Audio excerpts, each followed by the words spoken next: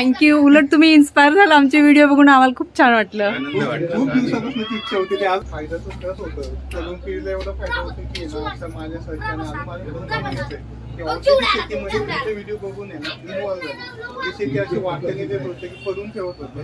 ते लोक आता आज मी शेती आता स्वतः करायला चालू केली.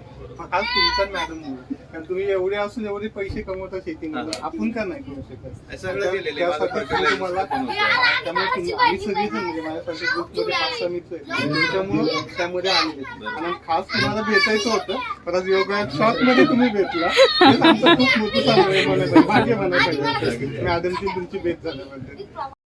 नुकतंच माझ्या नातवानं लोणंदला योगी लाईट हाऊस म्हणून इलेक्ट्रिकल दुकान उघडलं आणि ह्या दुकानाच्या उद्घाटनासाठी आपल्या राज्याचे मदत व पुनर्वसन मंत्री माननीय श्री मकरंदाबा पाटील हे होते. ठरल्याप्रमाणे कार्यक्रम खूप छान सुंदर झाला. आम्ही सगळ्यांनी तो खूप छान एन्जॉय केला. कार्यक्रम संपल्यानंतर ज्यावेळी आम्ही बाहेर पडत होतो त्यावेळी एक व्यक्ती समोर येते आणि सुरुवातच अशी करते की तुमचे व्हिडिओ बघून मी इन्स्पायर होऊन शेती करायला सुरुवात केली.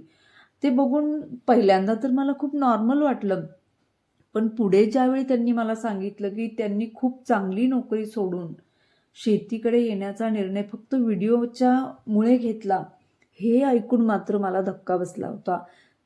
कारण सहज व्हिडिओ करणारी मी, आपले व्हिडिओ कोणाला इतके इन्स्पायर करू शकतात हे मी स्वप्नातही कधी विचार केला नव्हता. मग त्या दादांनी त्यांची सगळी स्टोरी सांगितली आणि मला तर ते ऐकून फार छान पण वाटत होतं आणि विशेष कौतुक करावंसं वाटत होतं त्या व्यक्तीचं की चांगल्या पदावरची नोकरी सोडून ते शेतीकडे वळाले. आमच्या गप्पा इतक्या छान रंगल्या, बराच वेळा मी गप्पा मारल्या आणि त्या गडबडीत मी खरं त्या दादांचं नाव विचारायचं मात्र विसरून गेले.